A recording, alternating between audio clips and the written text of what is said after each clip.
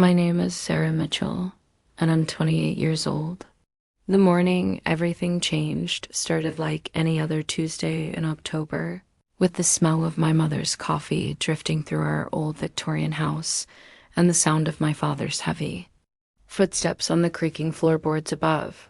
I had no idea that by sunset, the foundation of everything I believed about my family would crumble beneath my feet like autumn leaves. I was home for a few days, taking a break from my demanding job. In the city, seeking the comfort of familiar walls and childhood memories. The house felt smaller now, somehow different from the expansive wonderland of my youth, but it still held that particular warmth that only comes from generations of love and laughter echoing through its rooms.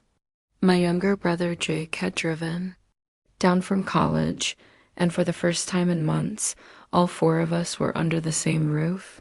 It should have been perfect. It should have been one of those precious moments we'd look back on fondly in years to come. Instead, it became the day I learned that the people we think we know best can harbor secrets so profound they reshape everything we thought we understood about love, loyalty, and family. I was sitting at the kitchen table, scrolling through my phone while Mom bustled around preparing her famous pancakes when I noticed the envelope on the counter. It was addressed to my father in unfamiliar handwriting, with a return address I didn't recognize. Something about it seemed important, urgent even, though I couldn't explain why. The paper looked expensive, and the careful script suggested someone who took time with their correspondence. When Dad came downstairs, his usual cheerful morning greeting died on his lips. The moment he saw that envelope, the color drained from his face so quickly I thought he might faint. His hands trembled as he picked up the envelope, and for a moment, he just stared at it as if it might burst into flames. Mom turned from the stove, spatula in hand, and I watched her expression shift from curiosity to concern to something I'd never seen before, a kind of knowing dread that made my stomach clench. They exchanged a look that lasted only seconds but felt like hours, heavy with unspoken words and shared understanding. Jake wandered in at that moment, oblivious to the tension crackling through the air like electricity before a storm. He grabbed an apple from the fruit bowl and started chattering about his upcoming midterms, but his voice seemed to come from very far away. I couldn't take my eyes off my parents, off the way they seemed to be communicating without words, off the way that single envelope had transformed our warm, familiar kitchen into something cold and foreign. Dad's fingers fumbled with the seal, and I found myself holding my breath, though I couldn't say why. When he finally opened it and began to read, his face went through a series of expressions: surprise, pain, resignation, and something that might have been relief. Mom had gone very still, her knuckles white where she gripped the spatula.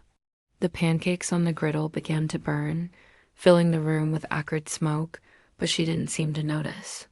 Time moved differently in those moments, each second stretching and contracting like a rubber band. I wanted to ask what was wrong, wanted to break the suffocating silence, but something held me back.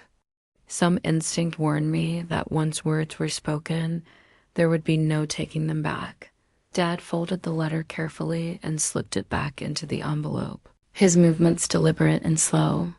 When he finally looked up, his eyes found mine first, and I saw something there I'd never seen before: vulnerability, perhaps, or maybe just exhaustion. He looked older suddenly, as if the contents of that letter had aged him years and minutes. Mom turned off the burner and scraped the ruined pancakes into the trash, her movements mechanical and precise. The normalcy of the action felt obscene, against the weight of whatever truth hung unspoken in the air between us. Jake had stopped talking about his exams and was looking back and forth between our parents with growing confusion. He could sense something was wrong, but like me, he seemed afraid to voice the question that would shatter whatever fragile moment we were suspended in. Dad cleared his throat, the sound harsh and unfamiliar, and I braced myself for words that would change everything. Instead, he stood up abruptly, the chair scraping against the tile floor with a sound like fingernails on a chalkboard.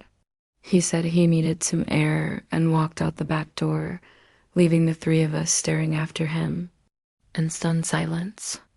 Through the window, I watched him walk to the old oak tree where he'd built us a tire swing 20 years ago.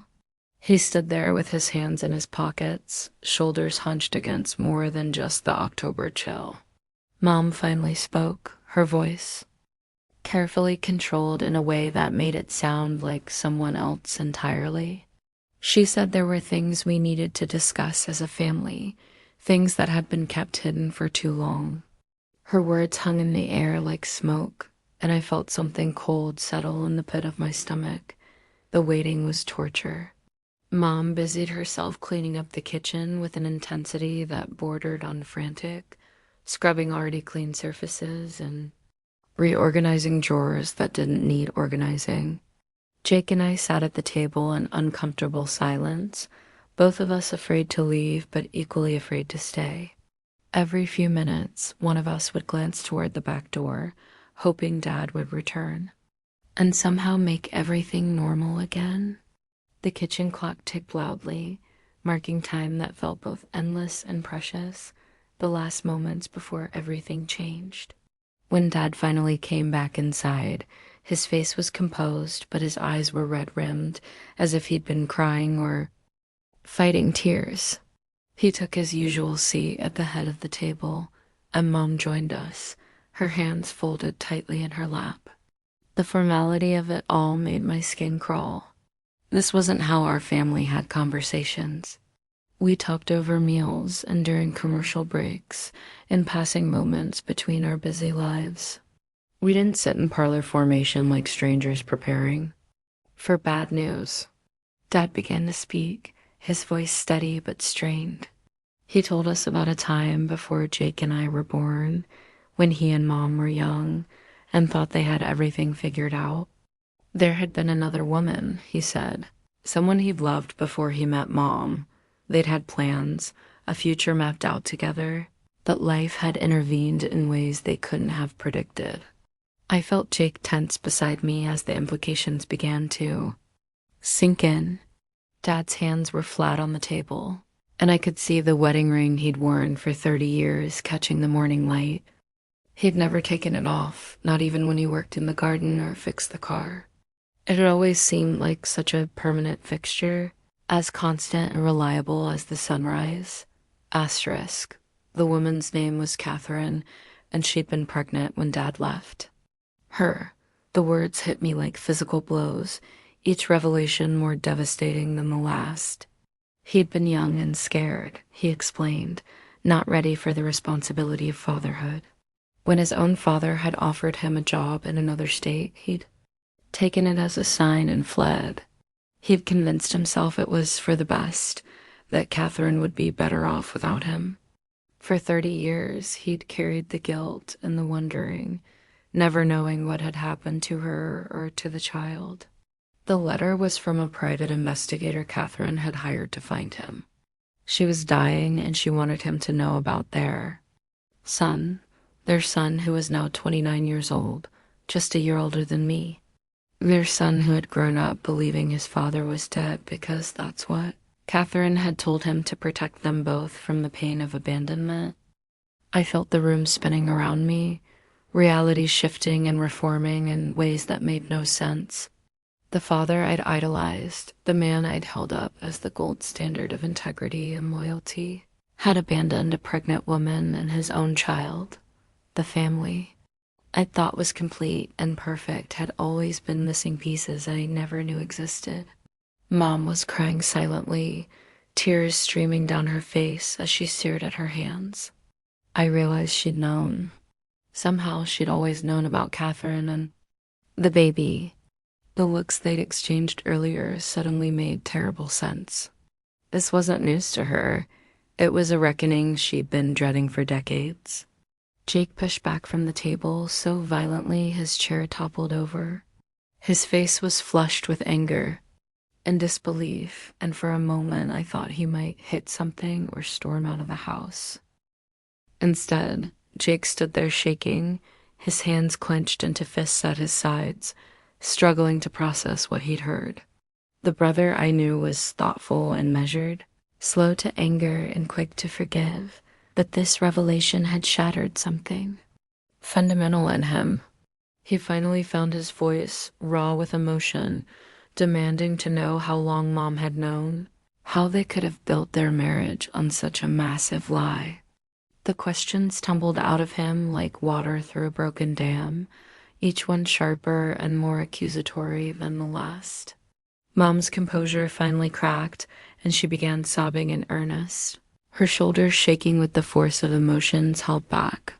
For too long, she tried to explain how she'd found out early in their relationship, how Dad had confessed everything to her before they got engaged.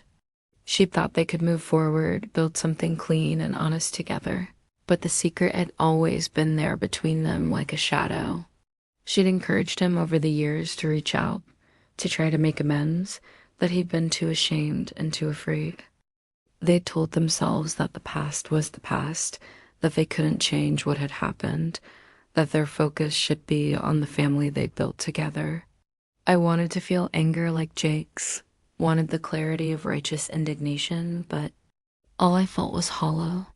Everything I'd believed about my parents, about our family, about the values they'd instilled in me, suddenly felt like carefully constructed lies.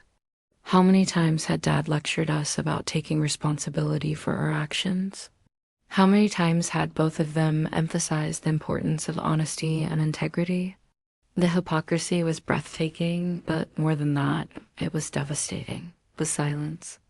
That followed Mom's explanation stretched on until it became unbearable. We all sat there in our private bubbles of shock and pain, unable to reach across the chasm that had opened between us. I kept thinking about all the family photos lining our hallway, all those smiling faces that now felt like artifacts from a different life. There was another son somewhere, a brother I'd never known existed, who had grown up without a father while I'd been blessed with one who seemed too good to be true. The injustice of it was staggering. Dad finally broke the silence by pulling the letter from his pocket and reading parts of it aloud. Catherine was in hospice care, her condition deteriorating rapidly. She wanted to meet him one more time, and she wanted him to meet their son, whose name was David. David was a teacher, married with 2 young children of his own. He knew nothing about his real father except what his dying mother was finally ready to tell him. The private investigator had included a photograph, and Dad's hands shook as he passed it around the table. Looking at David's face was like staring into a funhouse mirror version of our family. He had Dad's nose and jawline, the same thick brown hair that Jake and I had inherited. But his eyes were different, sadder somehow, as if life had taught him lessons the rest of us had been fortunate enough to avoid. In the photo, he was holding a little girl who couldn't have been more than 3, her face bright with laughter and innocence. She was our niece, I realized with a start. This man was our half-brother, and his children were our family whether we acknowledged it or not. The weight of these connections settled over me like a heavy blanket, making it hard to breathe. How do you process the sudden expansion of your family tree, the discovery of relatives who have been living their lives completely separate from yours? How do you reconcile the love you have for the father who raised you with the knowledge that he abandoned another child who needed him just as much? Jake picked up the photograph and stared at it for a long time, his anger gradually giving way to something more complex. I could see him trying to find traces of himself in David's features, trying to understand what it meant to have a brother he'd never known existed.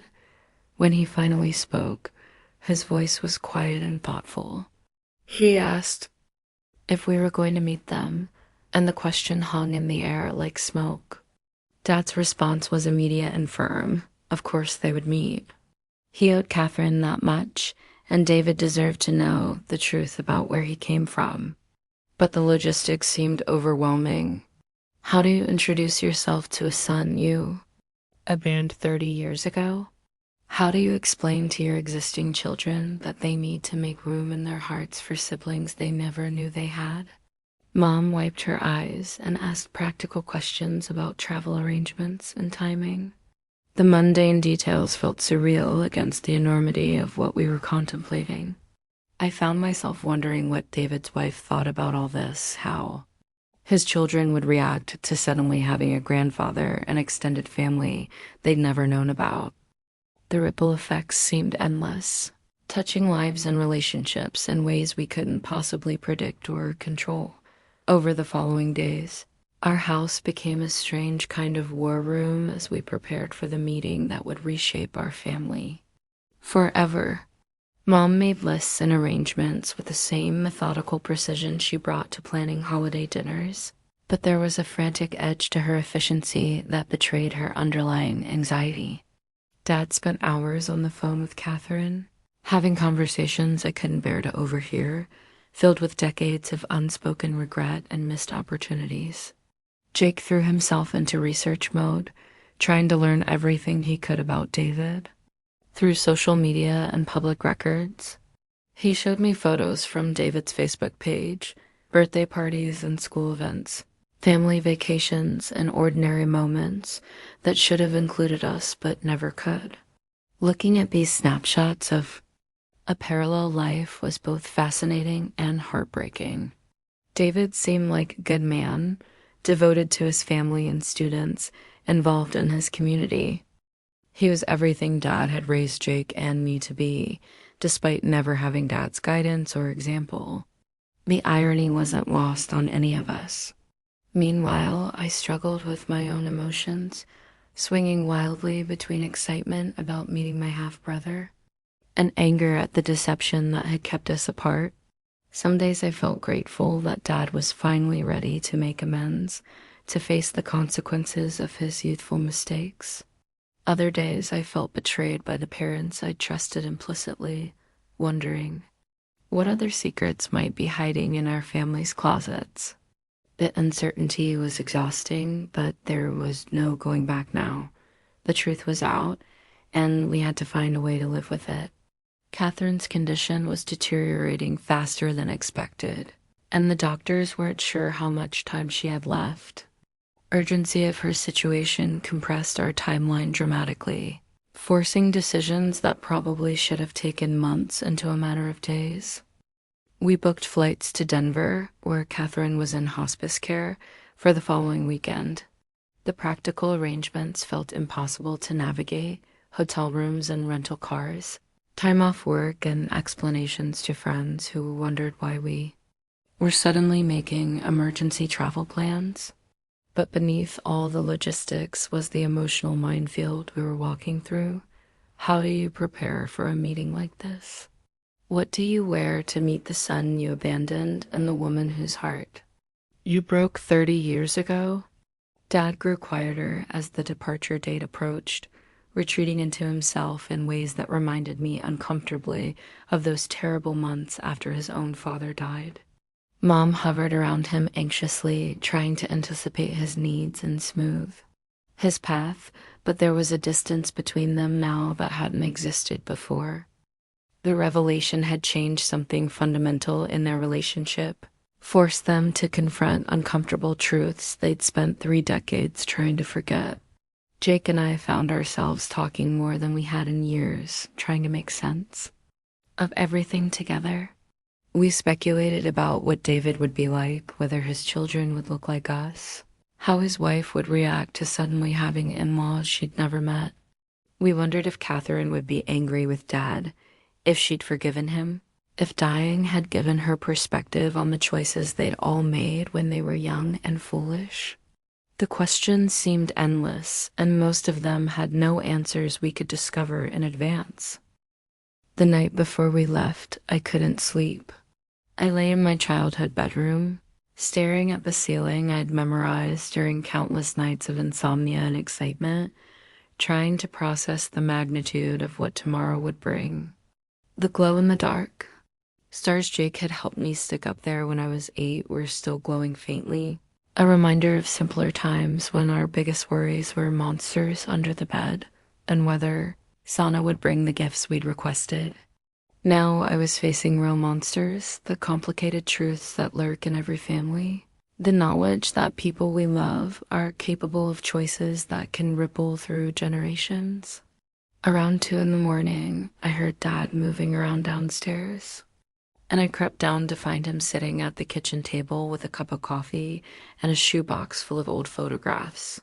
He looked up when I appeared in the doorway, and for a moment we just stared at each other across the gulf of everything that had changed between us. When I sat down across from him, he began showing me pictures I'd never seen before, images. From before Jake and I were born, from the life he'd lived before he became our father. There was Catherine, young and beautiful, laughing at some long-forgotten joke. There were photos of Dad looking impossibly young and carefree, his arm around a woman who wasn't our mother. They looked happy in these pictures, genuinely in love. And seeing that happiness made his abandonment even more difficult to understand. He explained that he'd kept these photos hidden all these years, unable to throw them away but afraid to let Mom see them. They were evidence of a love that had been real and deep, even if it hadn't been strong enough to overcome his fear. As Dad shared memories from that hidden chapter of his life, I began to understand him in ways I never had before. He'd been 22 when Catherine got pregnant, barely older than Jake was now, working a dead-end job and living paycheck to paycheck. When his father offered him a management position in the family business, it had seemed like a lifeline, a chance to build something meaningful with his life. But taking the job meant moving across the country, leaving Catherine behind when she needed him most. He had convinced himself it was temporary, that he'd save money and send for her once he got established. But weeks turned into months, and months turned into years, and somehow it became easier to start over completely than to face what he'd left behind. Meeting Mom had been the final nail in the coffin of his old life. She'd been everything Catherine wasn't: stable, practical, understanding about his past without being burdened by it. When he'd finally worked up the courage to call Catherine, her number had been disconnected. He'd tried to find her through mutual friends, but she'd vanished, completely, apparently determined to erase him from her life as thoroughly as he'd erased her from his.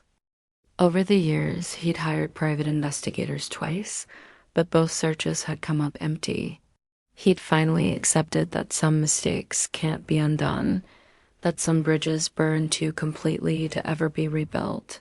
But he'd never stopped thinking about her, wondering what happened to the baby, carrying the weight of that abandonment like a stone in his chest. Now, 30 years later, he finally had a chance to face the consequences of his choices, to meet the son he'd never known and try to make whatever amends were still possible. The flight to Denver was tense and quiet, each of us lost in our own thoughts and fears. Jake sat by the window, staring out at the clouds with the same intense focus he'd brought to his studies as a child. Mom read the same magazine page over and over without seeming to absorb any of the words. Dad kept checking his phone, reading and rereading the messages from David's wife, who had become their primary point of contact as Catherine's condition worsened. The practical details of our visit had been arranged with heartbreaking efficiency. We would meet David and his family at the hospice facility where Catherine was spending her final days. She was lucid most of the time, though the morphine sometimes made her drowsy and confused. David had told his children they were going to meet their grandfather for the first time, without going into the complicated history of why that meeting was happening now. At the Denver airport, we rented a car and drove to our hotel in complete silence, the weight of anticipation making conversation impossible. Our rooms were on the same floor, connected by a door that none of us opened. I lay on the unfamiliar bed and stared at the generic artwork on the walls, wondering if David was somewhere nearby, having his own sleepless night. The meeting was scheduled for 2 o'clock the following afternoon, giving us a morning to prepare ourselves mentally and emotionally. But no amount of preparation could have readied us for the reality of walking into that hospice facility and seeing Catherine for the first time. She was tiny and frail, her once beautiful face marked by illness and medication, but her eyes were still bright and intelligent. When she saw Dad, she smiled with such genuine warmth that it took my breath away. David was standing beside his mother's bed, and the family resemblance was even more striking in person than it had been in photographs. He was tall like Dad, with the same broad shoulders and confident posture, but there was a wariness in his expression that spoke of years of unanswered questions. His wife stood slightly behind him, holding their daughter's hand, while their son, who couldn't have been more than 5, peered out from behind his father's legs with curiosity rather than fear. The introductions were awkward and formal, full of pauses and uncertain glances. Catherine spoke first, her voice weak but steady, thanking Dad for coming and telling him how proud she was of the man David had become. She talked about the early years, how difficult it had been to raise a child alone, but she emphasized that she'd never regretted her choice to keep the baby. David had been her greatest joy, she said, and she tried to give him everything he needed to succeed, despite the absence of his father. David listened to his mother's words with visible emotion, occasionally glancing at Dad, as if trying to reconcile the man in front of him with the father he'd imagined all his life.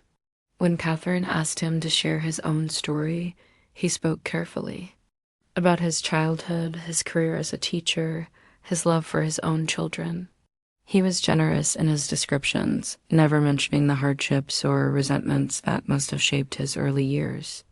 His children were fascinated by us, these sudden grandparents and aunt and uncle who had materialized out of nowhere. The little girl, Emma, quickly warmed up to Jake, who had always been good with kids. The boy, Michael, was more cautious, but seemed intrigued by the idea of having a grandfather who could tell him stories about places he'd never been. Asterisk.